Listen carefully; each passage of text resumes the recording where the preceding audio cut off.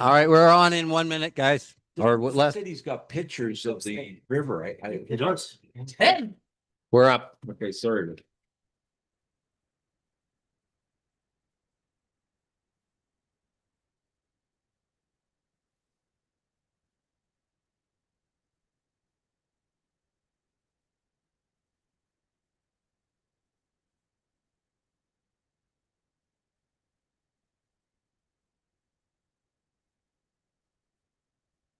Hours. You have history then. How about that? Yeah. Good morning. Good morning. Welcome to our Corporate Services Committee meeting for Wednesday, October 22nd. This is a hybrid meeting, electronic and with chambers. So welcome to you all. My name is Phil Brennan. I'll be your chair for today. And we'll start off with, is there any disclosures of pecuniary interest? Seeing none, we'll go to delegations. Please be advised that in accordance with Council's procedural bylaw, no decision will be made on the delegations. The committee will do one of the following. A, the matter will be referred to staff for a report. B, the matter will be referred to the mayor for consideration during the budget. And C, we'll take no action as a possibility. So we're going to start with the C1 item, the Couchiching OPP Detachment Board 2026 budget request. And that will be presented by our very own member here, Member Judith Cox. Thank you. I know everyone had this in their package. I can go over the whole package if you would like, but I thought you would better off if you just wanted to ask any questions on it. The budget is lower in the draft budget for 2026 is lower than the 2025 budgeted amount. The overview was given to you and a description of remuneration, salary, audit. Romero did decide to terminate its agreement to provide administrative support, but Aurelia has stepped up and they will be providing administrative support. So if there's any questions, I feel free to answer them and then we'll probably send it to budget. No questions? All right. Oh, we have, yes.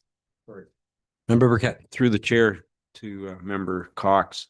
And I don't think you can answer this question, but the cost increase, the 11% that. It has nothing to do with us. Okay. Thank You don't have a contact that would tell us? I think the clerk does. Okay, so we will find out later as to. Well, I think we discussed this and I think Madam CAO said that as soon as they got any more information, she was going to contact that person and see if they would come and give us a presentation. How's that? There are no further questions then? Thank you very much. Okay, motion reads that the presentation by the Couchiching OPP Detachment Board regarding their 2026 budget request be received and referred to the mayor for consideration during the budget. Mover? Moved by Member Taylor, seconded by Member Burkett. All in favor? The motion passes. Thank you. Before we go to our next delegation, I forgot one thing. Delegations are limited to 10 minutes. And you don't get mine. You will be timed.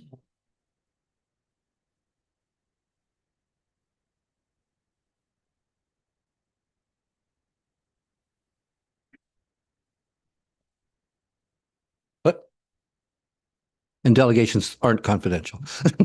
All right. We'll start with Rhonda Nathan Lee's 3828 Wood Avenue request for adjustment to sewer consumption for 3828 Wood Avenue. Can you please have a seat there and take the mic? Use the mic.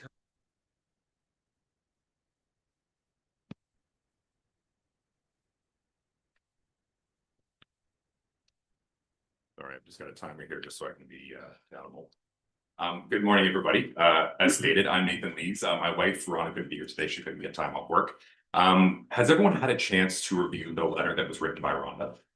Okay, does anyone want a paper copy? You have it in front of you? Perfect. Okay, so what I'm going to do this morning is I'm just going to quickly go over the letter just so it's fresh in everyone's minds. There is one thing that's not included in the letter that I wanted to bring up as a proposal. So I'll just save everyone the time to go through it now.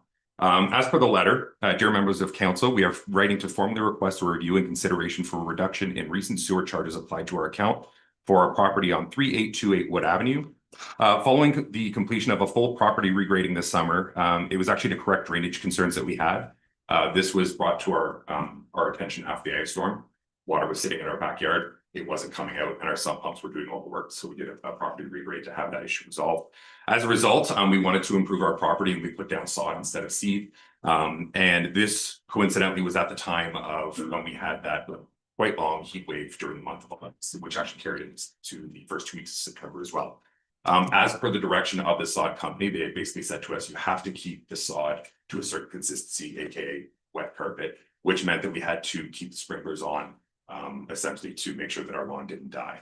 And as a result of this, in our case, our recent bill includes approximately $1,300 in sewer charges, contributing to a total bill of $2,400. Given that a large portion of this water was used for outdoor purposes and not processed through the sewer, we believe the charges do not accurately reflect actual sewer usage. We fully acknowledge the increased water consumption. Not to beat around the bush, water used was water used. However, given our circumstances, we believe that the actual sprinklers themselves didn't make it to the sewer. To fast forward, I have two charts here. I believe that you folks have as well. One, page 2 for me is the chart of our total water consumption, believe dating back to 2019. There is a chart that is there, and you can obviously see that spike that exists. And then on page 3 for me is our actual water bill in itself, just so you can see the totals that are there. This presents a rather large challenge for us folks because we know that you folks have measures in place to make sure that you costly and effectively measure the water consumption as well as the sewer consumption itself.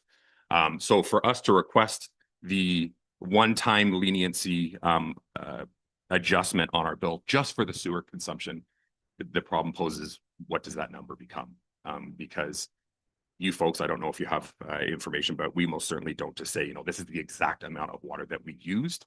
However, what I do have is data that demonstrates that we are consistent in our water usage, averaging between, I think it's 40 to 44 cubic meters, dating back from 2025 back to 2019. So our proposal that, and again, it's more of a request actually that we're hoping for your consideration that isn't in this letter, is to help try and resolve the issue of, well, if you're asking for us to reduce, if we are asking you folks to reduce the sewage consumption amount, what does that number get to? We don't want to be stingy, and we don't obviously want to undercut the fact that sewage consumption is a real thing. So what we were proposing is, as a solution, instead of, if it is considered, instead of adjusting the sewer consumption, not the water consumption, we're fully prepared to pay for that. That we actually have it adjusted to the highest amount that we've ever incurred prior to this event in August, which would be, I believe, as per the record, 2020 would be 58 cubic meters.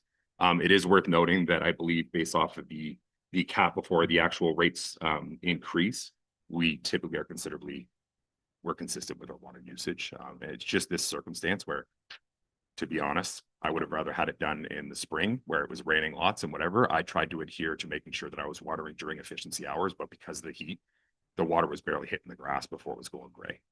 This is not something that we plan to have moving forward. It was just given the circumstances of we didn't want to use the yard. So that's all I really have to say. No, thank you, Nathan. Do we have any questions from the committee? So I think normally it's fair to say that under the delegations of this matter now, I'd recommend that this be referred to staff for a report. Do you have? Through the chair, thank you. Staff can definitely write a report if you like. What it will say is, unfortunately, we won't be able to support this request. Council will make their decision on that, but you've had many, many, many before you on this where you've just received it for information because you don't set the precedent for writing things off. And you've had a lot bigger bills and a lot that were related to broken pipes and different things. So we don't typically write off water or sewer, and particularly not when it's related to establishing of lawns. So if you'd like us to write that report, we absolutely can. But if you're not thinking you're going to support it, then I think you might be giving the residents some false hope. So you should probably just receive it for information unless you're considering it.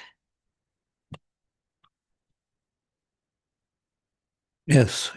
Member, I'd still like to see a report too, just it's a good argument. If, to see what staff's comments are on the findings there. No harm.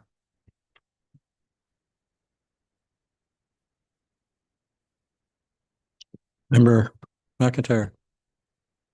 Thank you through the chair. We empathize with your position.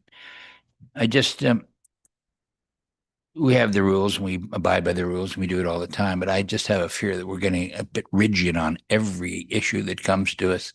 I think that maybe from time to time, I know it's going to be unfavorable to the staff side, but from time to time we get an issue that's clear that they watered their lawn, they paid probably 10 whatever thousands of dollars to get the lawn done after a grading, and the water did not go into the sewer in this particular case. I think Nathan's prepared a pretty good report for us to consider, and I just don't think that everything has to be stamped with a seal. I think we're being sometimes a bit rigid on these things, and I'd like to consider Mr. Lee's request to be kicked around the table for a couple of minutes because we're not that far into the meeting, and see what other members of the committee think.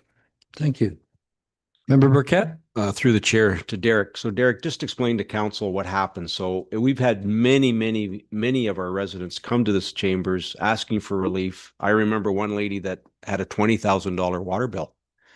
And part of that $20,000 water bill would have been sewage as well.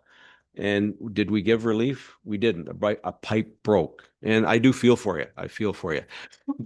Do you live on the water? Is it on? You're on the other side. Okay. So just to refresh my memory and council's memory, could you just explain how these charges were arrived at, please? Yeah, through the chair. I think stepping back, the history has prevailed and generally our decisions have been to deny request of water billing adjustments on the basis of an extenuating circumstance. And you're right, water main breaks, water service breaks, leaky toilets. Right on our website, we have a water conservation page that kind of actually shows, the impact of a relatively small diameter leak under the pressures we have in our system can generate into thousands of dollars per month, right? So that is our practice in the past. That's our policy as well, written into our bylaw for water rates establishment.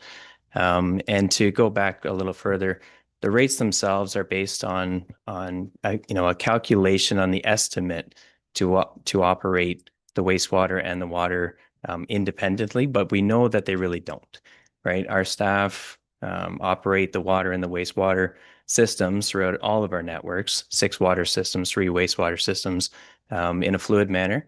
And that, when you take away a water or wastewater component or try to break out individual systems, you may not have a fairly clear, accurate picture of the cost to run each one. So, what I'm saying is they're not different wildly, and that I think they should not be disassociated.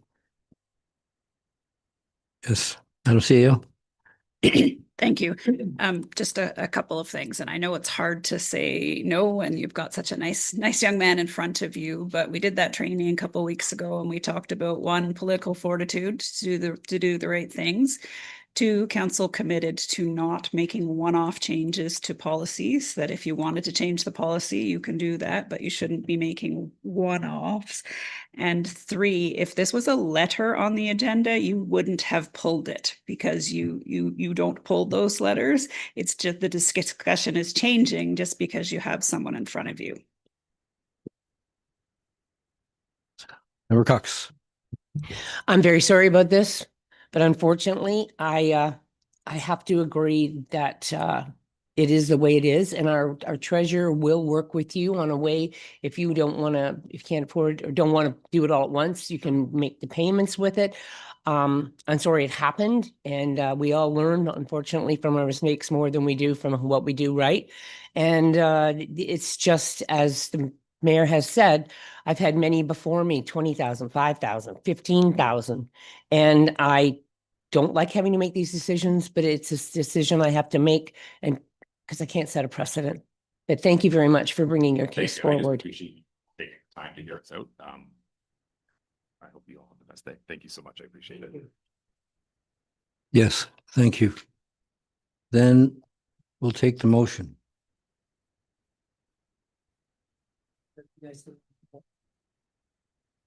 No, that's not what I'm hearing. So the motion, Okay, so the motion then reads that the delegation by Nathan Lees from 3828 Wood Avenue regarding a request for adjustment to sewer consumption for 3828 Wood Avenue be received for information that no action be taken. mover.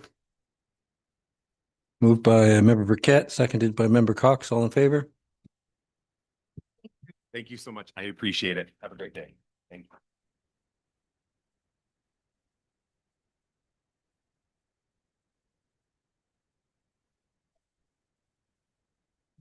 Moving on to C3, Richard Jolliffe, Coldwater Museum, update and 2026 budget request. Oh, yeah.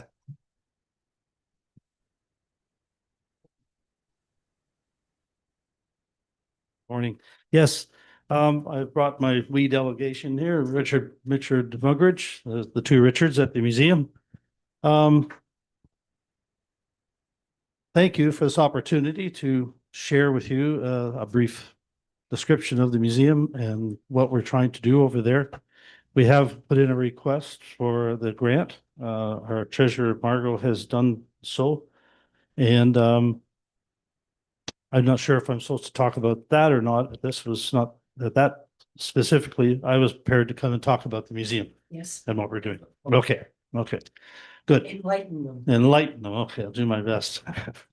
Been trying to enlighten my bride for 50 years now, and it's not doing very well. Anyway, yeah, I'm sure you've all gone somewhere and walked into an environment that you felt something special, that there's something unique about this. That was my experience many, many years ago going to the Coldwater Canadian. I saw potential. I saw my desire to work on machinery to try to build something in the community. I've been a long time Lions, as Judith knows, we're fellow Lions members. And Coldwater Canadiana is part of the community. We do have an A team that comes and does work at the museum. There's about 12 of us. That's on a Wednesday. That's our work day. And we do have a board of directors with a chair, vice chair, secretary, and a treasurer. We meet once a month. And meetings start about 9:30 and go usually right to 12 o'clock. We have a lot on our agenda, as you folks do too, all focused on the museum. We have come to the conclusion that everybody sitting there at our meetings at the Legion in the wintertime and at the museum in the seasons, everybody's on the same page. They want this to succeed. They think it's a wonderful part of the museum. As Richard says, it's a jewel in Coldwater, which it is. We are one of only four that I'm aware of. There's Matchadash, get the title right, Matchadash Historical Society, Sparrow Lake Heritage, and of course the mill, and then the Coldwater Canadiana. And that's kind of unique, I think, in a community such as Severn, to have four historical sites, heritage sites working with council, working with the community that they're in, and I would say all relatively successful. Happen to have all volunteers in there. Nobody's getting paid for it. We have summer students. We apply for that. We get a federal grant, provincial grant for that. But everybody else is volunteers. And it always astonishes me when these people come and put all this energy and effort in on a hot summer day or a rainy day or even in the snow. And I've been accused of not delegating very much or very well. And one of my other fellow members says to me, Richard, you got to ask people when they come out and they want to help to do something, you have to give them direction what they want to do. They're there to help. They're not there because you force them to do. And that says to me, that's a strength in our community. I think that the collection in the museum has grown considerably. It's a bit of a challenge because we're now receiving items that was in Granddad's barn and the next generation doesn't know what to do with it or what the heck it is. And we get the call. So if it's going to the fire pile, at least bring it to us. Let us assess it. If it's going to the scrapyard, please bring it to the museum. Let us assess it. We probably, at one time, I think we had 7 or 8 fanning mills. Everybody had fanning mills. So we try to preserve them as best I can, because that's part of what our mandate and our mission statement says, that's our job. And we respect that. And the donations that we receive, we try to display them with the utmost respect, because we know people have given them to us in good faith, that we will preserve them, we'll respect them, and we'll talk about them with our guests. It's interesting when I do tours, get talking about a piece of machinery or something, and you talk about the family, where it came from. And suddenly the conversation changes. They want to know about the family as much as maybe the piece of machinery, which I find very interesting. We are part of Harvest Host, which is a organization out of the States. They come for one night and then they're gone. There's no services, nothing. I find it very interesting when we have quite a few guests coming from Europe this past year and the year before. They want to know everything about everything at the museum. And I'm thinking, well, gee, Canada is a young country. I mean, the province of Canada, back when the Woodrow family established that place, yeah, we're pretty young, but they want to know about all the machinery and all the different things. So now a tour that would normally take maybe 45 minutes, I've been there 2 hours talking with people. The nice thing about these tours is that when the people come in, they'll see something, an artifact, and they'll say, that reminds me of my grandmother. And that just does it for me. I can't express the emotions I feel, because we've hit the mark. That's hit the mark. And they'll talk about their grandmother because they saw an item there. That's what museums do. That's what we're trying to do at the Coldwater Canadiana. If we're changing the name, Richard's doing some serious branding for us. It's going to be Coldwater Museum. And we're all on board with the change. I think it's going to allow us to be not so worried with Coldwater Canadian Heritage Museum. Take a breath. Now we can start talking about it. Coldwater Museum, we can continue talking about it. So I think that's all I'd really like to say. If there's any questions that you can direct to me about our museum, please do. Thank you. It's good stuff. Yeah. We'll start with Member Cox. Yeah, through the chair.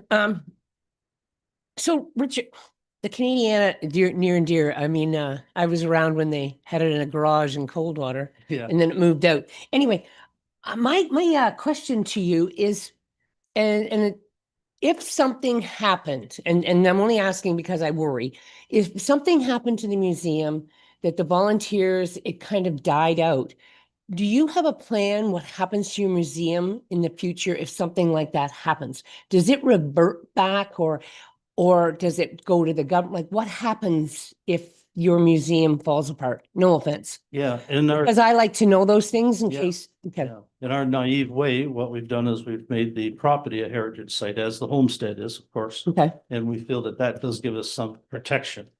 We did learn a bit about that years ago when we had an issue on the property. We went to Doug Lewis, and he gave us a document, and he said that is one way to protect it. Okay.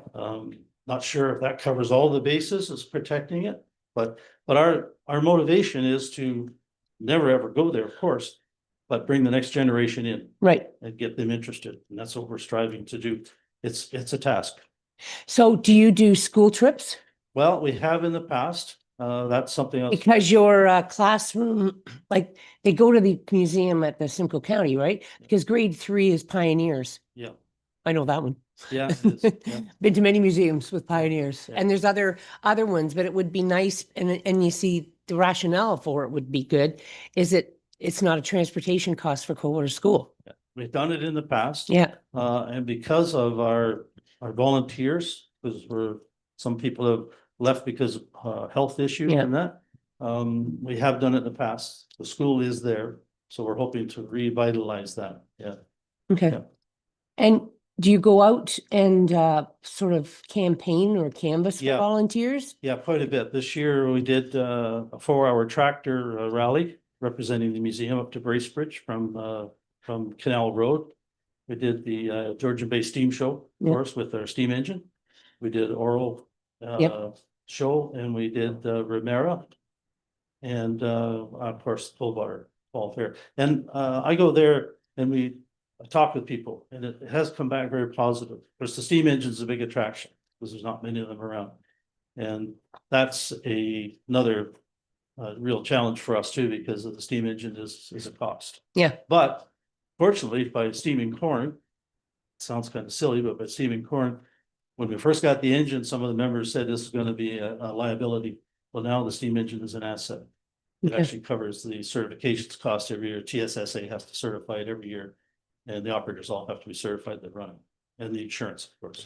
Well, I think what you're doing is absolutely fabulous, but I think you need to get out there more and pat yourselves in the back and let the world know who you are, because it is a wonderful spot. And if you're talking about doing your Canadian Coldwater Museum branding, I think that's an ample, wonderful time for you to get out there and do a bit of bragging and get people out and know about it. Thank you. And we'd love to help. So I'd like to let Richard talk about that, please. To that point, my background is 40 years in advertising and set up my own business, worked for the largest corporations in the UK and Canada and down in America, done 150 TV commercials. I'm going to stop blowing my own horn here. But what I'm doing when I came to the museum, the first place I came to when I came to Coldwater, because I didn't know about it, was I stopped in there because it seemed really interesting to me. I saw that there was a print shop, the door was closed. I said, I bet I can get those things running, because I trained on them when I was 16 in art school, right? Went in there, they said, we'll go and have a look. So I got it up and running and I said, this is great. I sat around quietly, looked around at what was going on. I realized very quickly that they didn't know what marketing was, right? So I said, well, we got some, sorry. I'll buy the beer later. Yeah. Yeah, exactly. They were running the place beautifully. I mean, and the curator was doing a great job and everything looked hunky-dory, but no one knew about it. I had a neighbor in Moonstone, been there for 40 years, didn't know what it was. I said, you've got to go over and have a look. So I spoke to them, and what we did was, first thing we did was rename it, because I couldn't remember Coldwater Heritage bloody Canadian Honor. Still can't. It was better to shorten it up so we can do, get some communication out there. But one of the things we did was we readdressed we've done this year, readdressed the website. Please go have a look. We've reshot it, redesigned it. It's getting a lot of notoriety for the design, because I pulled in one of the guys that I used to work with, who's a top designer. He did the design work for the Channel Tunnel, and a lot of stuff in the UK. And so he's a top player. We've got him on our team. Unfortunately, he doesn't do it for free. We do have to pay him, but he's a mate, so we get a good discount. We're cutting video. We're setting up a YouTube channel where we really need to push social media, because we can go in with traditional marketing, but unless we've got a wide reach, we're not gonna succeed. So one of our drives is volunteers. And we're looking for beneficiaries for that are to set up trust funds, to give them tax breaks for their trust funds, leave us bursaries. There's a lot going on. It's a heck of a lot of work. It's a marketing department of one, but it should be. I come from marketing departments of lots of people, and I was on the creative side. I was not on the business side. So I'm just applying what I've learned, and we're cross-referencing the work I do with AI to make sure that we're doing best practices. And so far it's looking pretty good with what we're doing. And that's primarily where we need to keep that push. That's where the finances are going to have to go next year. Signage. Thank you. Just one quick one. So I don't know if you can do a link to our website. And there's also, and I'm sure you're involved with Lake Country, Seg Bay, the Aurelia Chamber, and Simcoe County, because you could link up with, I can talk to you after. Yeah, absolutely. Yeah. We would. Absolutely. Okay. 100%. Perfect. Sorry. Okay. Thank you. Great. Member Taylor. I'd like to thank both Richards coming today. A great facility. And it's all volunteer work. I'm a volunteer in the mill. We're downstream from you, and it's a lot of hard work. And I think we'll take you up on you mentioned something about a clairvoyant that Yeah, may come to the mill. So we're we running mediums groups this year. Very interesting bunch. very good. So I just want to say thank you Yeah. very much, and we'll follow up on that. And Yeah. I'll pass it back to the chair. Thank you. Member Burkett? Thanks through the chair. And I want to just echo what Member Taylor said. I want to thank you both. And I wasn't there this spring at your opening, Richard. I want to apologize. I couldn't make it, but I just want to say thank you for everything that you do, and to all the volunteer staff that have put that museum on the map for our township. It's amazing the works that you do. The summer students that you have come in the summer, like, how engaged are they? Is it something that they, I'm just curious, their thoughts. I've just got a wonderful story. You have to monitor them, and they do need to be trained. You can point them in a direction and you expect them to go there. They don't always go there. You need to watch them. But I do have a wonderful story really quickly. There was someone called Oz, and I call her Oz the Magnificent now. She showed an interest in my little tiny print shop. Our print shop has no type. It was all stolen. Someone kicked the door, stole our type. Really love to get put our feelers out to get type in.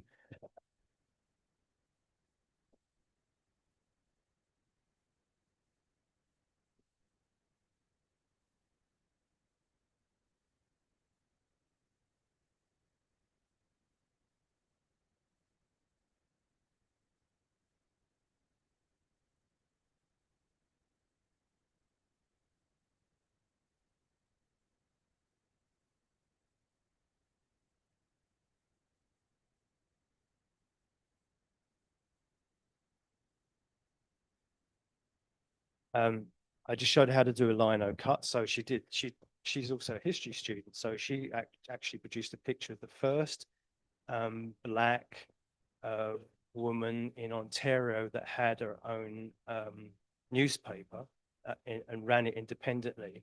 And I said to her before that, who comes up with that? And I said to her before that, make sure that there's a point to your art and that what you're doing has something to say beyond its look. And so she went, okay, I swear she's a genius. She went off. We'd never run any type together. I showed her how to set up the type in the chase and put it on the printer, which we restored. I came back I don't micromanage. I let her go. There was so much enthusiasm there. And she showed her how to do it once, and that was it. She took it in like a sponge. And then when she left, I mean, she was doing tours and she was doing prints for guests. But she sent me an email and she said that in the last 10 years, she thought that she no longer had the creative spark. She came to the Woodrow homestead, found this little tiny room, which is no bigger than a toilet, and it has fired up her creativity. And I went, my God, everything I do for this place is worthwhile. It's a gem. It's a little gem. And it's a real treasure, it really is. And if we can do stuff like that for the community, it's not about money with any of us. It's just the community. That's what we are dedicated to build. Thank you. Thank you. Great. Yes. Just to help out, Richard here. So on the budget request for next year, so they did submit the paperwork, so I just wanted to let you know what it was. So last year council granted them 7,500. Their request for next year is 12,700.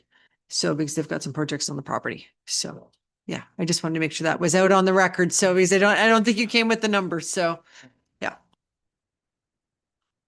Oh, yes, Member McIntyre. Thank you, through the chair. Just 2 or 3 real quick questions. Is there an admission fee to go into the museum? Okay. Secondly, what about the hours? Are you have set hours, Monday to Friday, Monday to Sunday? Yeah, and then the close of Thanksgiving for the season. Yeah. Okay. Well, we're on YouTube, and is there a membership? Do you have can you join the group and have a membership to be a part of it, or is it strictly Richard and Richard? And, No. and the rest are We do volunteer? have a membership if you dare travel down that road, because we'll put you to work. Yeah. Okay. And there's no fee for the membership? No, $20. 20 bucks. It's very worthwhile. You guys are doing a great job. Well, thank you very much. Thank you. Yes, thank you, gentlemen. It's the most interesting presentation. Enjoyed it. Good. When we have a motion, please. Okay, the motion reads that the delegation by Mr. Richard Jolliffe, the Coldwater Museum, regarding an update in 2026 budget request be received and referred to the mayor for consideration during the budget. Moved by Member Cox, seconded by Member Taylor. All in favor? Thank you.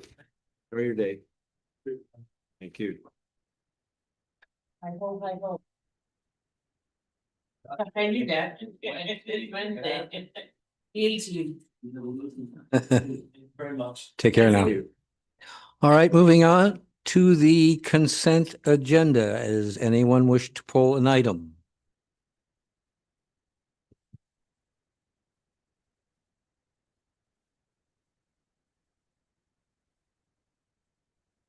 Sorry, yeah, Member Burkett. Thank you. I don't want to pull it. I just want to, sorry, through the chair, I didn't want to pull it. I just want to ask the one from the verbal report from former Deputy Mayor Dunlop. This is, I think that Derek is moving forward with this. Are you not? We're going to do this, right? Yeah, on Featherton side road drainage, aren't we? Do we need this in here still or no? We haven't resolved it. Because we haven't resolved it, I think it probably lingers on the abeyance list until we get you a design and capital costing for it.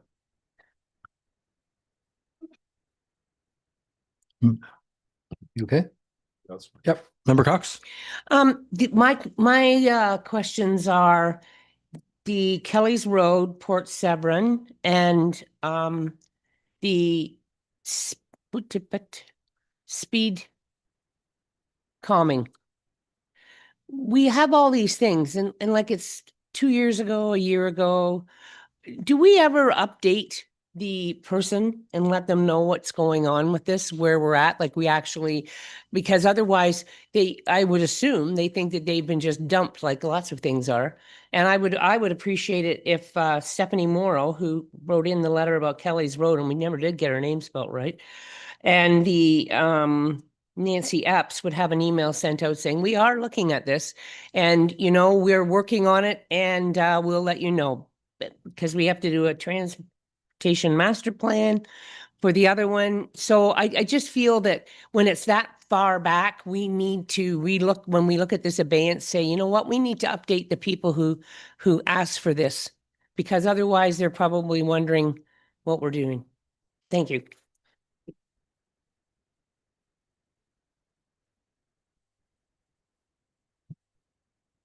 Yeah. So I'm hearing affirmative on that. Thank you. Well, it looks like no items will be pulled then. Can we have an adoption of the agenda, please? Motion reads that the agenda be adopted, including consent items as circulated. Thank you. Mover? Moved by Member McIntyre, seconded by Member Burkett. All in favor? The motion passes.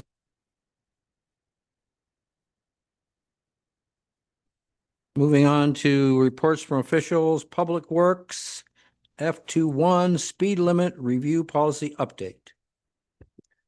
Yeah, thank you through the chair. Oh, hi.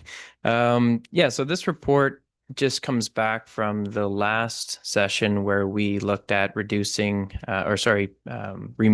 a posted speed limit on a roadway that would be considered sort of a rural, low volume roadway. And so staff took that back and had a good look at both the Highway Traffic Act interpretation, the statutory limits that are applied across the province, and discussed this with neighboring municipalities. And there was a consensus that, in general, low volume rural roadways, may not need to have a posted speed limit. That's sort of the design intent of the Highway Traffic Act, to limit the amount of signage that would be needed throughout the municipality, and is entirely enforceable by the Ontario Provincial Police System. And so this is our recommended change to align policy with what we felt was intent by the last session. All right. Yes, Member Burkett. Thank you through the chair, and thank you, Derek, for this report. I am in support of it. Did you put anywhere the cost per sign? Was it in here? It's in here. No, it isn't. Like the signs are expensive, are they not? And then the other aspect is that, is it once a year that we have to go and check the reflectivity? Is that the proper word? Sorry, Derek, if you, just so council's aware what that machine's worth, because I saw the guys out there and I was asking. So through the chair, very good segue to costs. And yes, so the signs installations do vary a little bit, but generally speaking, they can be up to about $500 each, right? When you consider the acquisition of the sign, the post, the installation, and then there's the ongoing monitoring. The monitoring is a reflectivity measurement that's required every year. And we do have the ability to, we have the machine to perform these measurements, but often we don't actually have the staff resourcing sufficient to execute the work. So we often subcontract a good chunk of it out. And in the annual year, it's about $16,000 to $17,000 a year to perform these measurements across the, I believe, over 2,900 signs in Severn. So as we look at applying posted speed limits in rural settings, if you follow the Ontario Traffic Manual spacing, which I believe many members had seen on Bockwell Line, that is the requirement. So now we're talking, nearly doubling the amount of signs that we have throughout our network to post rural roadways at our low volume. Supplementary, if I may. Yes. Through the chair. Derek, the ones that you've got listed here, if we can leave the Grass Lake line Agnew to Cambrian, can we leave that at 60? Please, only because when you cross over Agnew, I think it's 50 from there to the highway. Yeah, through the chair, our intent was to create a policy that applied equally across the network. That particular roadway, does have very limited volume of travel. It's considered rural environment. It would fall neatly into the policy, but council, obviously has the ability to add and select and remove individual roadways, as is always the case by bylaw. Yes, Member Taylor. Yeah, through the chair to Derek. Your policy 4.14 there. Nowhere does it say how many homes. For example, the Irish line from Upper Big Chute Road to Oakley Side Road, there's 15 houses there.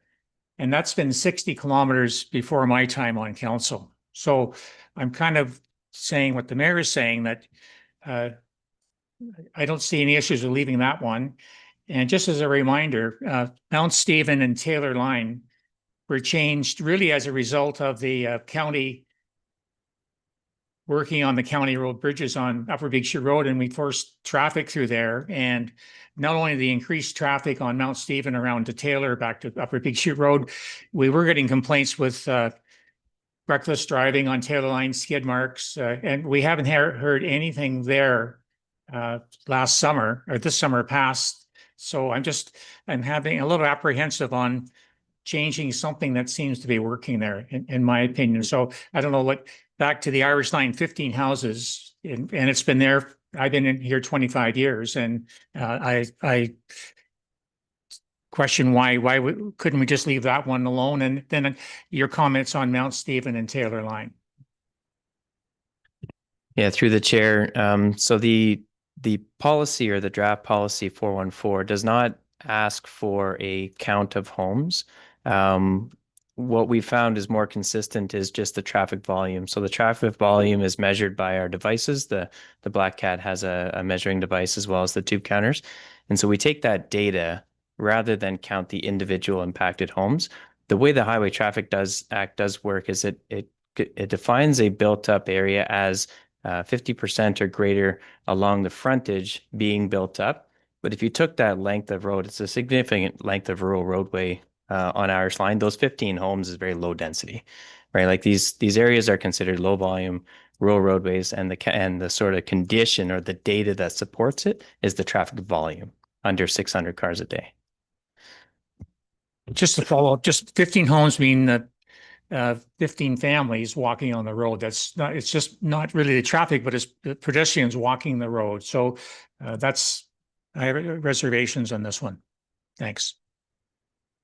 Member Cox and then Member Burkett. I don't have a problem with it. And I understand what you're saying, Member Taylor, but I lived on that road, and you could put 85 60-kilometer signs on that road and nobody drove 60 kilometers. I'm sorry, and they still don't. If there's no sign, I just think that people, you can put your signs up and you can put your signs down, but I don't know that people, and I hate to be rude, but pay much attention to them. I mean, we have signs all over the place that tell you how fast you can go and how you shouldn't go. And You know what? I think people just have become used to driving at a certain speed in a certain area. And I'm going to put a little kick in here that since we put the ASE in Coldwater, contrary to some people's belief, that it has actually slowed traffic down in Coldwater, and it's a whole calmer entrance to our village. And unfortunately, it would be lovely if we could say, speed camera coming soon on every road, then maybe people would slow down. But I am a firm believer that I don't believe people pay attention to signs unless there's a police officer around. And I think what people are driving on the roads is what people will drive on the roads no matter what sign you put up. And I think this just clarifies it that we're a rural area and we drive it. And I don't know that a lot of people will even realize they can do 80. They'll just assume that if there's not a sign there, that's what the sign is. Well, they always done 60. Are we going to take all those 60 signs down? And then, so there'll be no signs. Okay, thank you. And by the way, Councillor Jansen said that he was in favor of this. I just thought I would let you know because he sent me a little spiel. Thank you. Thank you. Member Kit? Thank you through the chair. This is a new policy, and Member Taylor and I have one road, so I don't see any harm. We're going to take them out, but there's just two roads that we're, Sure. So why don't we just leave the two roads that we want in? There's 60 now, so we don't change the driving habits of our residents. And moving forward, this is a great policy. I think it will work.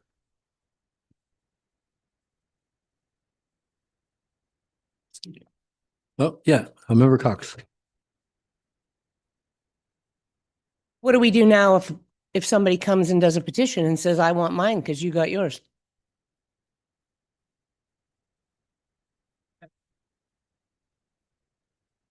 Yes. No offense, that's how Taylor and Mount Stephen got changed. It wasn't the county, it was a petition. So I believe that if we say you can, but you can't, I can't, like either, and this is what we talked about, we either have a policy or we don't have a policy. Because someone will come back and say, well, I don't want them going fast on my road. You allowed them to have that road. How come I don't get that? Thank you. Member Taylor? If you look at the chart, there's a lot more roads that aren't, there's still a lot of 60s and 50s and 25s on here. So they're already there. We deal with case by case. And I would agree with Mayor Burkett.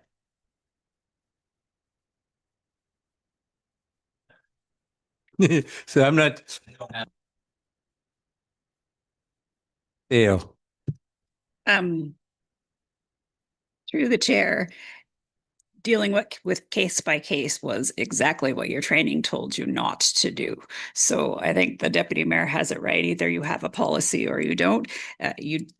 We made some 60 and then you decided that you didn't like the 60 and you wanted it unpolicy, and we were all over making decisions. So I'm not saying this is the right policy, like pick whatever policy you want, but then you got to be able to defend it and stick to it, because that was the whole point of this report. But I think, again, if I went back to the training, political fortitude and having the policies that you agree to are important. And I think the deputy mayor is correct. If you have one or two that are outside the policy you're shaping, then you're leaving the door opened to do case by case again, which is what you were trying to get away with the policy. Thank you. Through the chair, and Member Burkett? I respect both your comments, but I guess we could have people that come back, but the two roads, like as to Member Taylor, it's been how many years? That one's been 60 years. 30 years. So just leave it alone. It's been there. Just leave it alone. And this Grass Lake one, I can tell you from the residents that live along that, like I was inundated. I was the one that brought it forward because of the people that walk that road. And it's a circuit that they walk around, and it'll come to us, it'll come back. I know, but we do have, if this policy, if it passes, we have a guideline now. We can make an exception. Unfortunately, we'll have to make that hard decision if we do. Well, oh, remember? Devil's advocate's back. I bet you could name most of these roads that are over 30 years. And I'll bet you a lot of them are built up, and I'll bet you a lot of people walk on them. So we either going to go one way or we're going to go the other way. I'm sorry on this one. This time I think that Derek has come up with something that makes sense. He's listened to our concerns. We're not popping signs up and people aren't throwing them in the ditch, which they were, which they are. And I just believe that if I lived at Taylor Line from Mount Stephen Road to County Road 17, and I found out that you were going to do Irish Line and you're going to do Agnew, I'm coming in with a petition. And my first words out of my mouth are going to be, well, the two people on council got to have it changed. I'd like mine changed. Member Taylor. Just refresh your memory. Look at the chart. We did Quarry Road less than a year ago. I didn't say all of them where I said some. No, but back to my original argument, there are some 50, 60 already here, and we should leave Irish Line the way it is. And Grassy Lake Road. So let's put it to a vote. I think we've talked enough about it. Well, just. All right.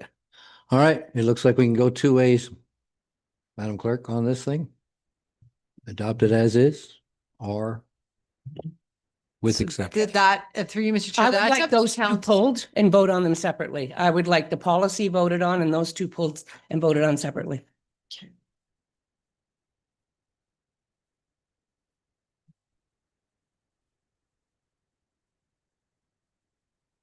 That's fine. Sorry, through the chair, while the clerk is thinking, can I give you a third alternative? Sure. It's a very controversial one, it seems, so you might wait till your other two members can come and weigh in. I don't normally request that, so it's just a thought. I have what comment from the one member who already agreed. He has to be here to shed those. Yeah, but in all fairness, yeah, you can do it. It's just that we already know his opinion. I mean, whether it comes. Right, we could pull it at the meeting on November 5th and speak to it then. And vote on it now and have it pulled and see what they think, because it won't have passed yet, right, by council? Hasn't been ratified. So if we do what we want, do what we do here, then they'll have their opportunity to pull it and speak to it on November 5th, right, Madam Clerk? So this is a bylaw that will result in, or a motion that will result in a bylaw being placed on the November 5th council agenda. So if the motion passes as presented, then there'd be a draft bylaw on the agenda to amend to pull all those roads out. Council could pull it from the meeting. The actual simplest way to do it would be, if council wanted to wait on the other two members, would just be to defer the whole issue into the November 5th council. And we just put this on as a deferral under committee of the whole and move forward from there. If council wants to take a vote today, then we can certainly separate the two roads, being Irish Line and Grass Lake Line, for separate vote. It's entirely council's direction. All right. Is there a general view that we'll just defer this then till the 5th? Does anyone object to that? I mean. That's right. No, well, yeah, but that's because that's why we're deferring it till the 5th. Okay. Okay. All right. Can we have a motion then, please?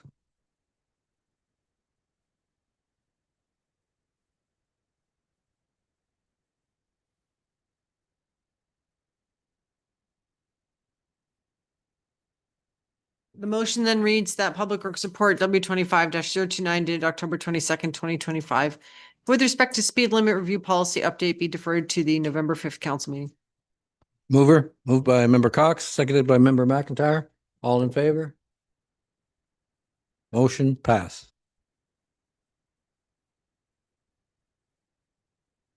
All right, we're going to break in about 15, but we'll see if we can get to the closed session before that. F22, Public Works Report 2528, Coldwater Seniors Apartments Servicing Allocation Update. And Derek? Yeah, thank you through the chair. Somewhat timely, and recently we've updated our servicing allocation bylaw to allow council to consider projects of special interest as we near and are at basically consumed in both wastewater serviced areas.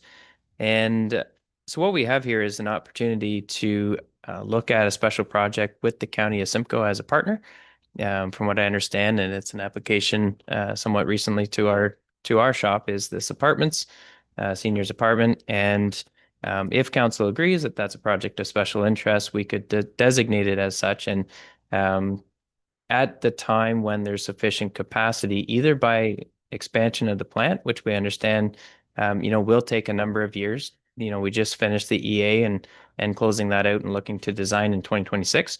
So it's a number of years away before we get real capacity back. But we may look at, better trending or a drier condition over the next couple of years.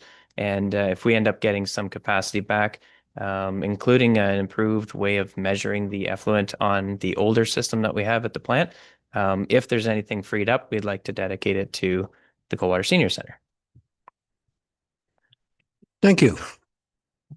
Yes, Member Cox. Yep.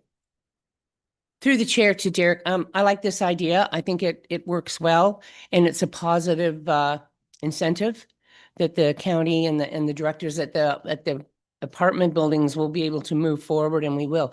My question is, this EA we're doing, like where are we? Like, I keep hearing it's coming, and it's kind of not. I'd like to know. People are asking me questions, and I'm really not sure. Thank you. Through the chair. Yeah, this has been about a 4.5-year project now, and we have a completed ESR, environmental study report, and that will be circulated this month. And the notice, a 30-day notice period, will be posted on the Environmental Registry Board for public comment, including the additional ministry comments. But we're moving through that process, and we'll be going ahead with the design in 2026. Okay, so if we go ahead with the design in 2026, does that mean that in 2026 we'll be in a position to apply for a grant because we'll be design shovel ready? Yes, through the chair. Any new grant applications that come through, the more advanced your project is, the more shovel ready it is. Generally, it gets a bit more favorable review. That's sort of a generic statement, but nonetheless, I think it's a really good time and position to be design ready and seeking funding than to be, not design ready. Through the chair, then back to Derek. What about any developer who's sitting waiting? Will this upgrading pending improved data help them, or is it just something that will help the special project? Yeah, so right now, there's actually limited, if not any, applications at the door that are seeking this quantity of relatively low quantity of servicing, or any at all. So right now we have provisionals, and we have final allocations to Greenwood, obviously, and those were going to consume the remaining capacity from our data. Like I said, if we improve our data, if we have drier seasons over the next few years, we trend 5 years of data, and one of those years was actually a pretty wet year. And so once we lose that 5th year of wet data, our overall average blend gets better. So we might actually have some amount of units become available even next year, let's say. Thank you very much. Yes. Katie? Thank you, Mr. Chair. Just to add to what the Director of Public Works was discussing, I just wanted to clarify, have a lot of applications in Coldwater for larger developments.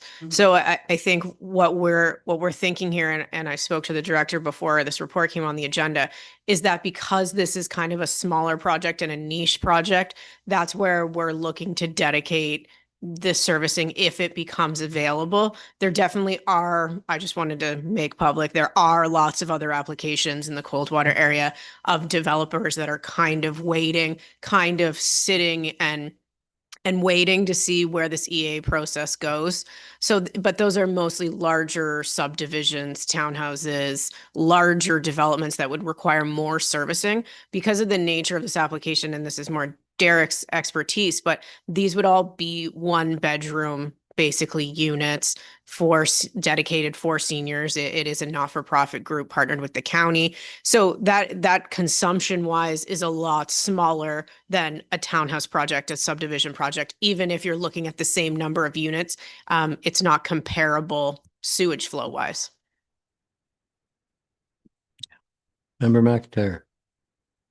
through the chair to Derek. Could we ensure somehow that the seniors group, 59 units, be placed in the first place position before any other special interest group or came along? And is that we have assurances that that's the place for the seniors group? Yeah, so through the chair, that's basically the effect of this report and this designation. We would highlight the area even prior to application as being reserved and in a provisional color on the map. And so next year's reporting, you'll see the unallocated servicing report actually show this area. I think it's 39 equivalent residential units, right? It's 59 total real units, and you'll see that actually deducted from. So you almost see a negative bank in your allocation policy. And just to remind council, we also added this year, fairly new, as a 5% reserve for infill, because we still do get one-off infill situation. Someone creates a split unit or severance or something like that. We want to reserve some for that very quick form of housing, but these larger projects, and this one's in that medium category, which makes it really desirable for special interest. Thank you. Member Burkett. Thank you through the chair to Derek. Is it normal to do a 4.5-year stint for an EA? Is that normal? Like, I can't believe it's taken that long. And when we do have it finalized and we have to approve it, correct? Or is it just automatically approved? What kind of time frame are we waiting to expand the plant? Like, how many years are we looking? 10 years down the road before it actually is fully complete? Yeah, so through the chair, I think I'll hold a full response until a report that's coming very soon on that timeline. But yeah, I would say just a quick response. We're longer than our plan was. Typically, I think we were planning for a 2-year EA, not a 4-year EA. Supplementary, if I may, am I able to ask that question of our consultant? I'm sure the bill is, I'll have to look at the bill now. Thank you.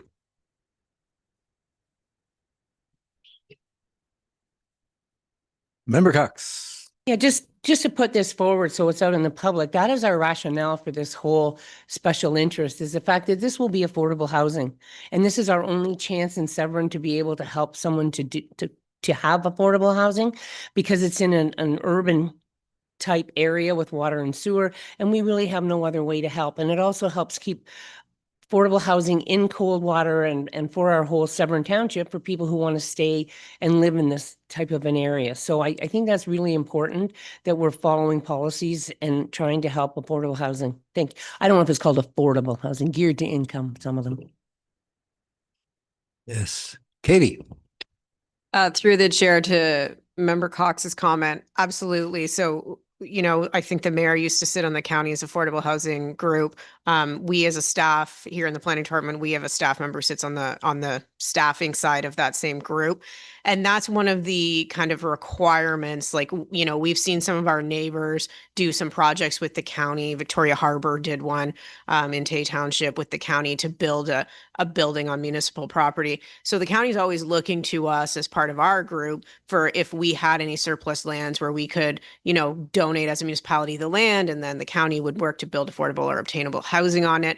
And there's a lot of requirements they look at. So really, Coldwater is the only place, as the deputy mayor was saying, that could accommodate this, because the county's transit bus goes through Coldwater. Coldwater, really, from a planning point of view, is our only complete community, right? There's a grocery store, there's a doctor, there's a dentist, there's a bank, there's shopping, there's perhaps now lab for blood work, perhaps now. So it's a complete community, right? So you don't have to have a car to live there. And it's a place where we want to try and help them age in place there, right? So that's really the only a part of our municipality where we could accommodate a project like this. And I think that's part of why this report's in front of you, is because this really is a special project for this municipality, because it really couldn't be accommodated anywhere else.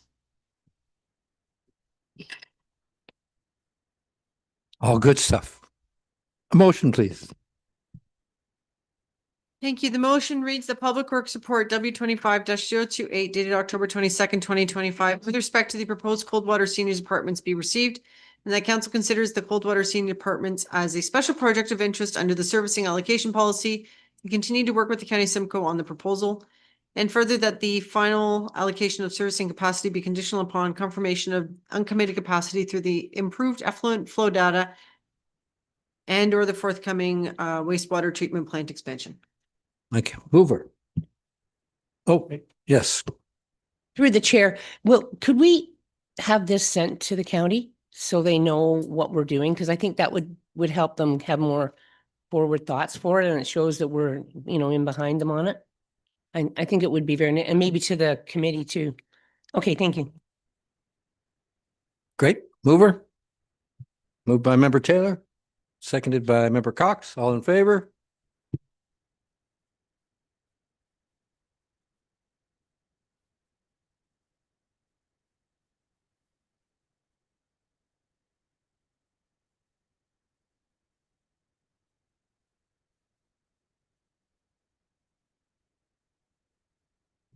Bounce down one. Okay. Yeah, we'll move to SSEA then. And that's F 3.1, the monitoring proposal for Tea Lake. And welcome, Elena.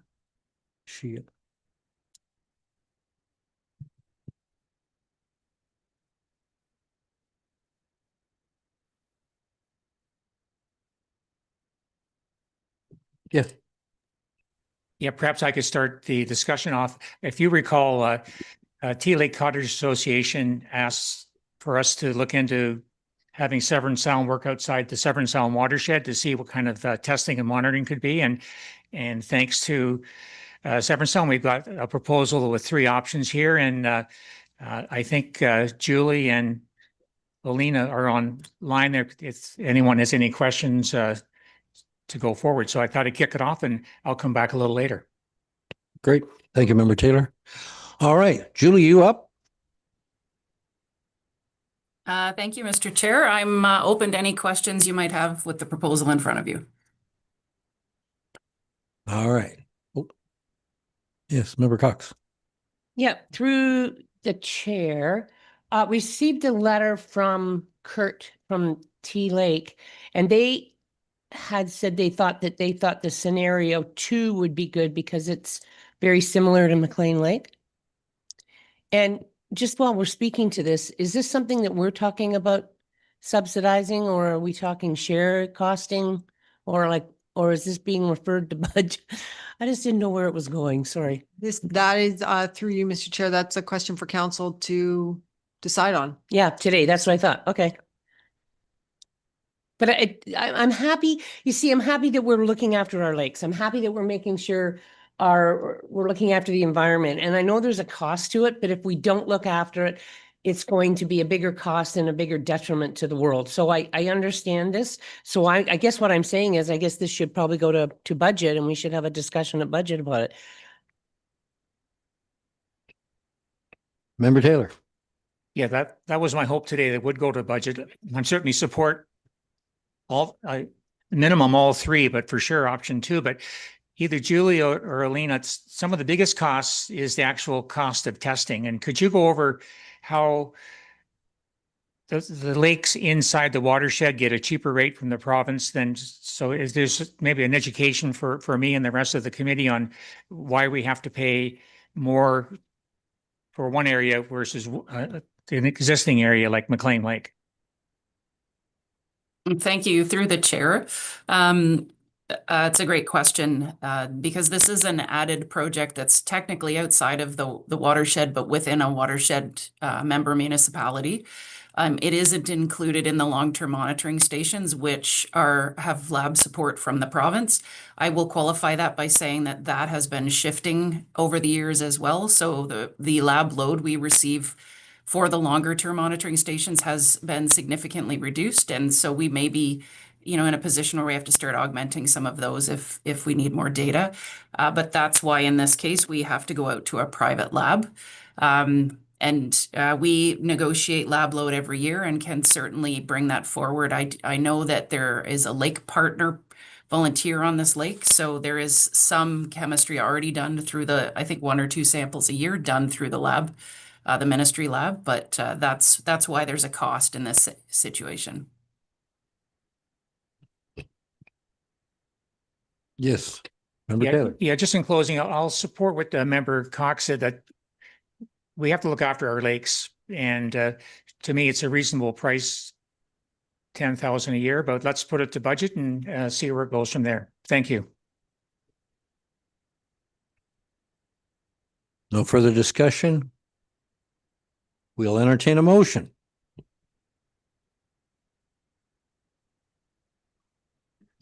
Thank you. So the motion reads that the proposal from Severn Sound Environmental Association regarding monitoring proposals for Tea Lake be received, and that scenario 2 be selected and referred to the mayor for consideration during the budget. Moved by Member Taylor, seconded by Member Burkett. All in favor? Great stuff. Thank you for coming. Coming here today. Thank you for your time. All right. On that note, we are going to take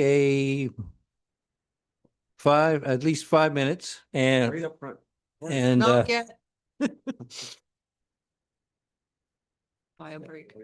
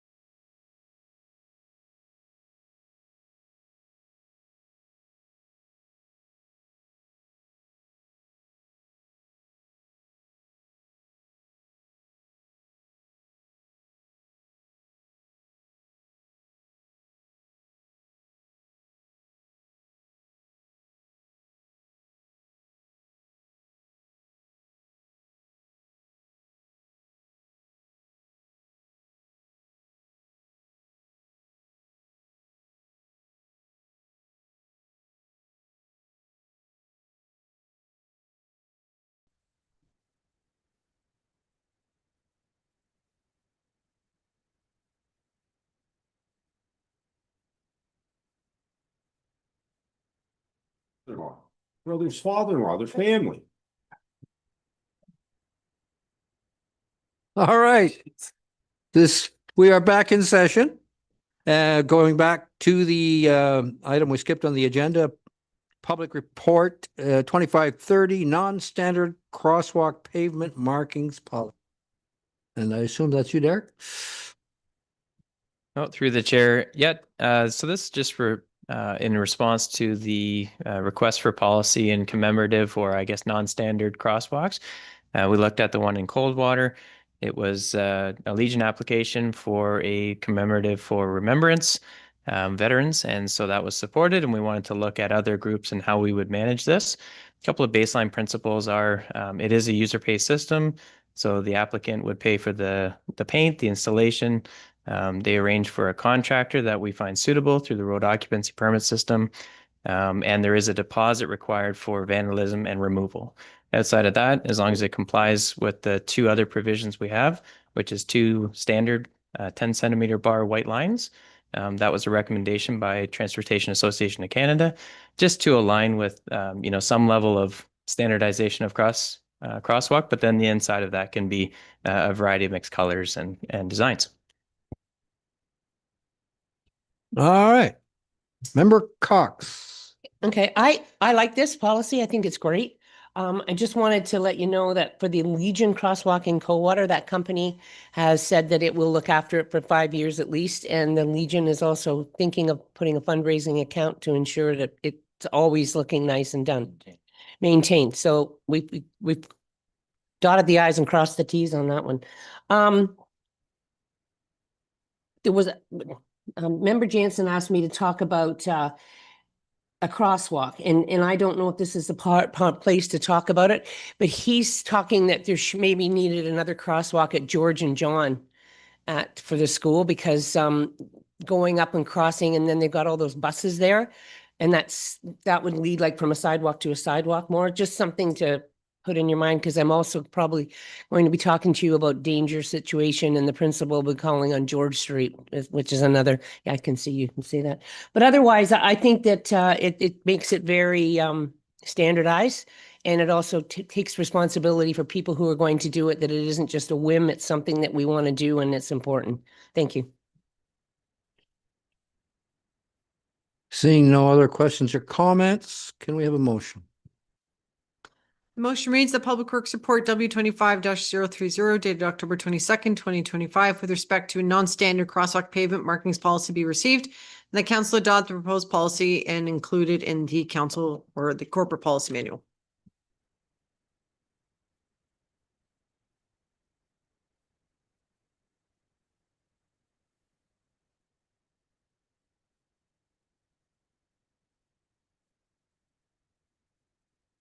Three point two, Administration Report 2531, the new fence bylaw. Sorry.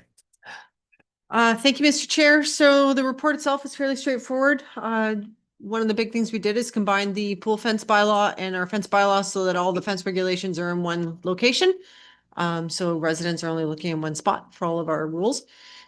The other part is this came out of a motion that came out of closed, requesting the review of the bylaw specifically related to situation. You'll remember the delegation that came about the fence that had the panel, cedar, panel, cedar, panel, cedar. So staff particularly took a look at the definition of a fence. So you'll notice that we have a much more explanatory definition of a fence in here, and we've included the definition of a hedge as well, so that they're clearly defined as different going forward. Outside of that, we've done some general modernizations and cleanups to the bylaw, but we've maintained the front yard, side yard, and backyard height restrictions and provisions we have existing for residential lots. So the side yard and backyard can be 6 feet. The front yard is 4 feet of open construction. So maintaining those rules and regulations that we have existing, and we've made note and clarity in the draft bylaw, as we did with the prior one upon council's request, to ensure that folks that live on shoreline residential properties know that that side is considered to be their front lawn. So. Thank you. Yes, Member Taylor. Just a question, Elsie. Can you explain the rationale between like as a shoreline property, whereas the waterfront's the front yard and it, what's the rationale there? Thank you. If I may, Mr. Chair, to Member Taylor. So that's in keeping with the township zoning bylaw. Historically, waterfront properties were water access only. So that is why it is typically used as the front yard. So we want to ensure that there's no confusion for residents. So the fence bylaw has and continues to say that the front yard is the water side, the same as the zoning bylaw.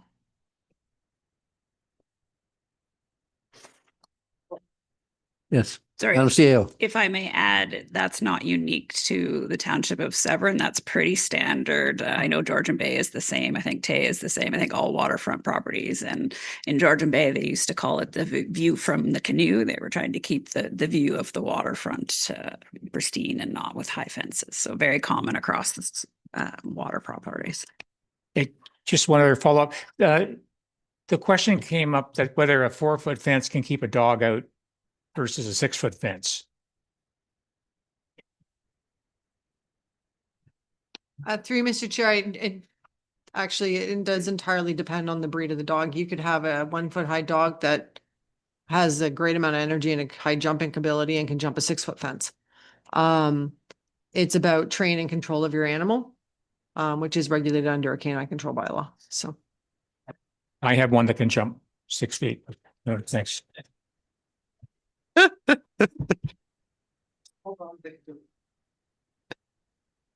All right. Seeing no more questions, may we have a motion?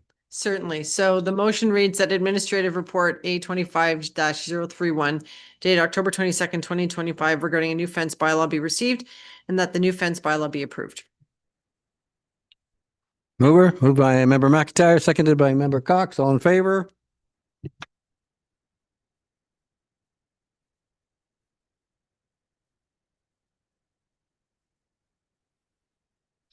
Let's do the closed session.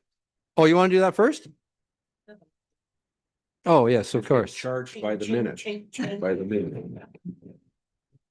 Good. Or are those updates going to be that long? Motion to go into close then. Yeah.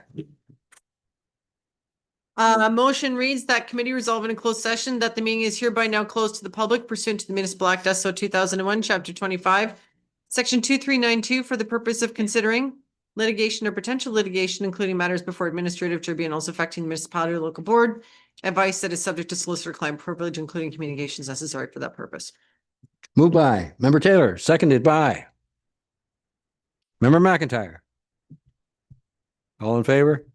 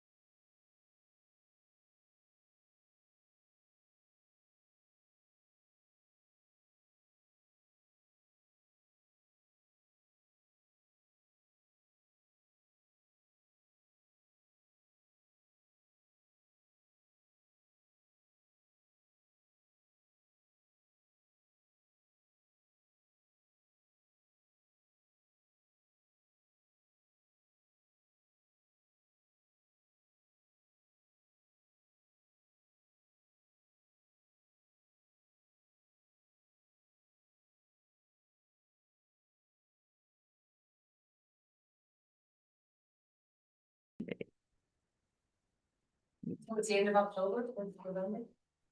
I'll give you the dates. It's gonna be good.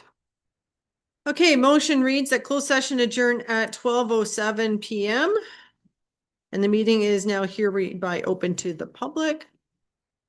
Need a mover and a seconder. Moved by Member McIntyre, seconded by Member Cox. All in favor? Motion. Okay, next motion is that the confidential direction to staff and the township solicitor respecting 13205 County Road 16 be confirmed and voted on in accordance with section 2396B of the Municipal Act. Mover. Yes, Mayor. Member Cox, seconded. Member Taylor. All in favor? Motion is. Okay. Next one is that the confidential direction to staff and the township solicitor respecting. It'll be, oh my gosh, what's the address? South Horn Road. 2956 South Horn Road.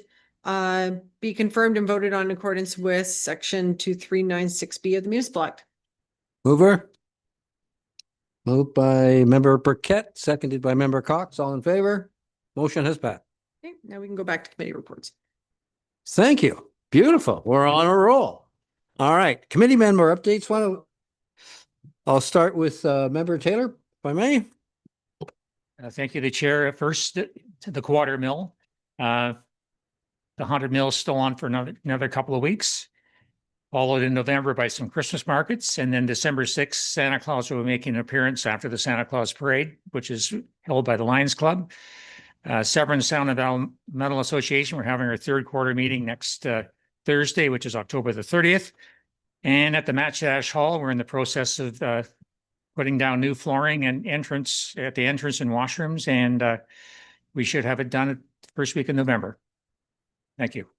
Thank you. Member Burkett. Let's see, attended on behalf of Lake Country, their AGM at Hardwood Hills. Member Brennan, you were there as well. Well attended, good group, lots going on. Those are my comments. Thank you. Member Cox. The library is, I think I already said that, but anyway, the library has signed the agreement for 2 years, I think, with Aurelia. Lots going on. They are they are going to be working closely with Erica on different programs that they're both putting on. The OPP, we had a meeting with Brian Smith, Mayor of Wasaga Beach, Doug Measures, Mayor of Clearview, Kathy Clark, myself, and Ralph from Aurelia. I will send you the summary of what happened, but what the bottom line is it's changed a whole bunch of ways that we're not doing things now on the board. It will be much simplified. The other one was yesterday at county, they talked about how they were going to communicate the non-pickup of recyclables they're going to be meeting with BIAs. They're going to be letting townships know. There could be some information going out. They had to decide how to get information out to residents because of the postal strike. So they're not doing anything like that. It's going to all be online with the help of the township staff doing different things on their website. The interesting was I asked the woman what they were going to do about the permit holders. And I said that we had heard that the permit holders were going to have to pay to take the recycling. She said, it's on video. She said, oh no, we'll be contacting the permit holders. The problem is where they can take it.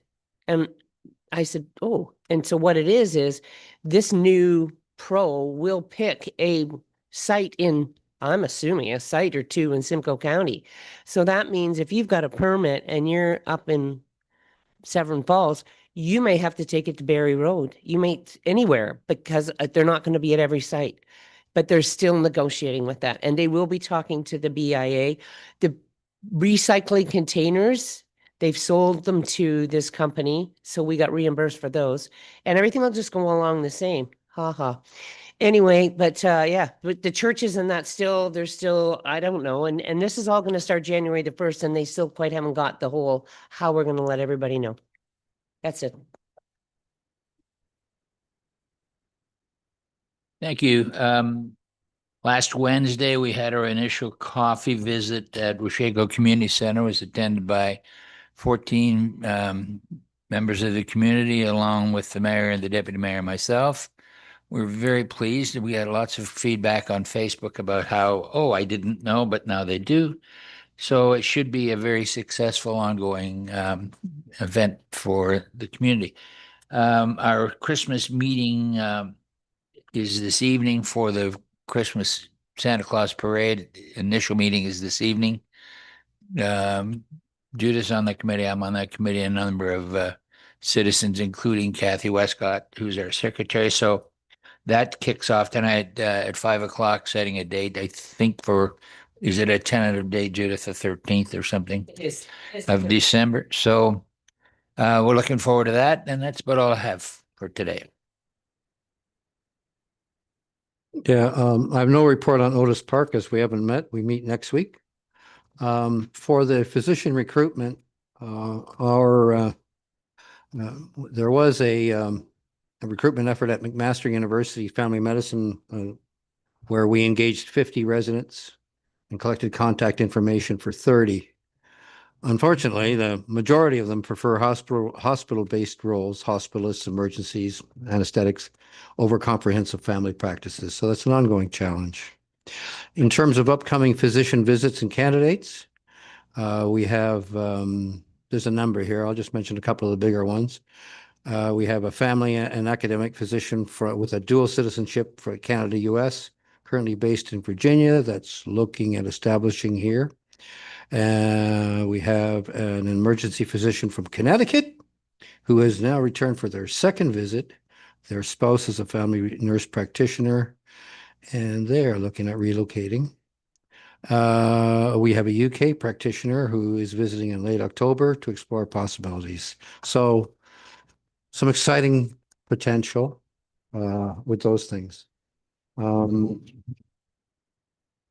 Specialist recruitment in terms of anesthesia and emergency locum coverage through an internal referral. We are welcoming a physician who's returning from Australia who will provide locum coverage in both anesthesia and emergency medicine. It almost sounded like Donald Trump there for a second. God damn. And finally, the grand opening of the Aurelia Family Medicine Teaching Unit is going to be celebrated during our next council meeting. Well, that's right. Yeah, on November 5th. So that's too bad. It looks like a good time, but anyway, it's nice to see that rolling along. So that's it for physician recruitment. I did have a Chamber of Commerce meeting as well. I'll just go to the main emphasis of this meeting. It was the advocacy committee. Is with regard to the homeless situation in Aurelia.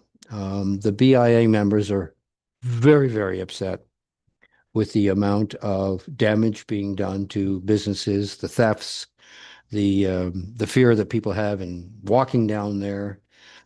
They're very upset actually with the lighthouse, because the lighthouse is although apparently there was a meeting with the new CAO there. She was like 2 days here. She ran into this group. The lighthouse has a policy. They can hold 59 people. And over that, then they issue tents to some people. They don't allow those tents to be set up on lighthouse property. So you can well imagine how the local merchants feel about that, since they're the ones that end up inheriting these challenges. So I understand the lighthouse is going to review that policy.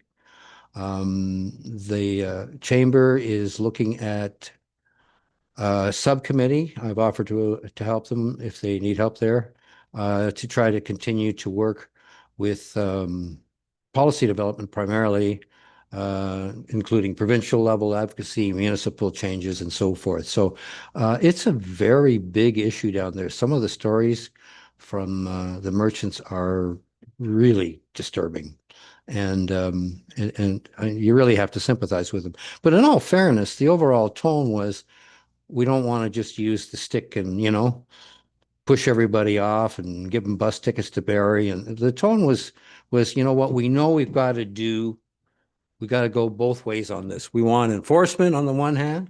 We don't want drugs and stuff affecting our businesses. And on the other hand, we know that this homeless situation needs to be dealt with more effectively. These people should have a place to go. So that was nice to hear that tone. That was the main thrust of that meeting. And of course, it is pertinent for us since, as you all know, we've been getting emails with regard to our own challenges, which aren't so different in my ward, basically, so far. And that's my committee reports. What about our CAO? Thank you, through the chair. I spent the last 3 days at my OMAA conference and lots of interesting and exciting things from there. Actually, something Councillor Brennan said triggered me.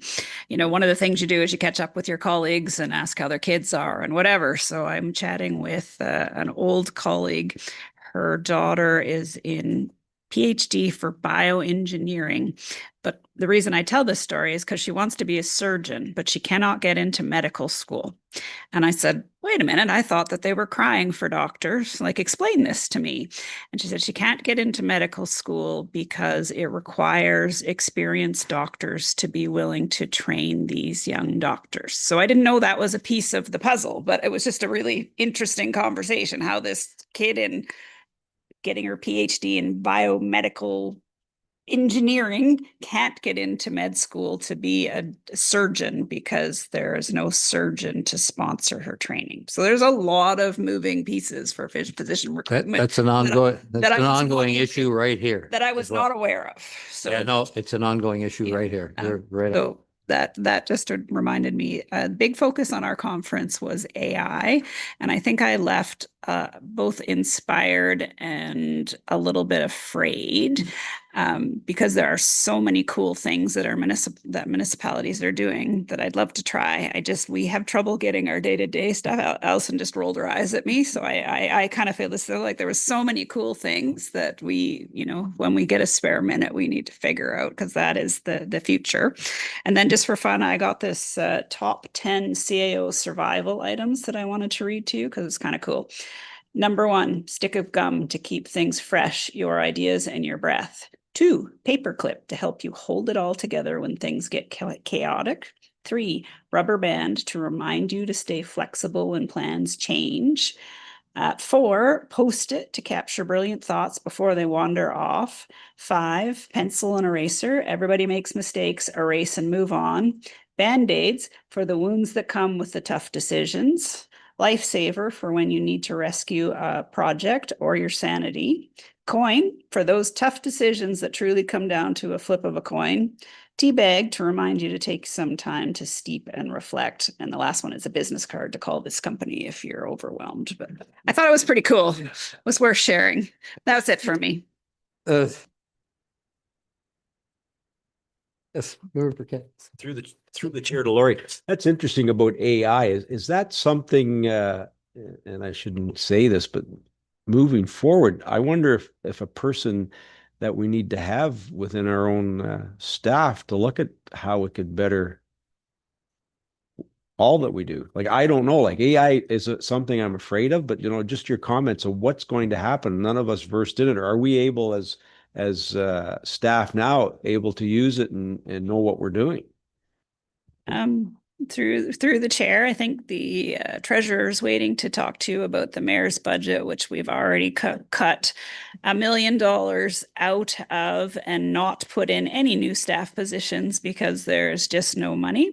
So would we love to do it? Absolutely. And that may be a council decision. There was some really cool projects. Like planning's not listening to me here, but one municipality was using AI to do a surface review of applications. So look at the application against your zoning bylaw or your OP. Now that doesn't replace people, but it might cut down the time. But how we get to there, I'm not sure. I mean, that's our challenge, right? We're so stretched thin here as it is, and that's why I say I came away both excited and a little fearful because I couldn't imagine how I was going to fit that into staff days. But we're going to have to figure it out because it is the next step. Lots of municipalities are using it for customer service. Like the town of King just came out with their Kingsley bot, and you know, it answers basic questions bins before it gets escalated to customer service. Like there was a million, Innisfil is using it to measure garbage bins, right? Like there are a million, but all of those million applications take work, and they also take lots of security. I'm sure David's still listening, right? There's lots of things. It's not just you flip it on and start using it. So as I say, exciting, but I was a little scared too.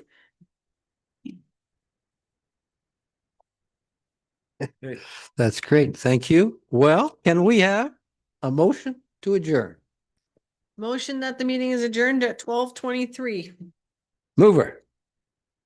Member Cox, seconder, member McIntyre. All in favor? We are done. Thank you all. Derek, do we have time?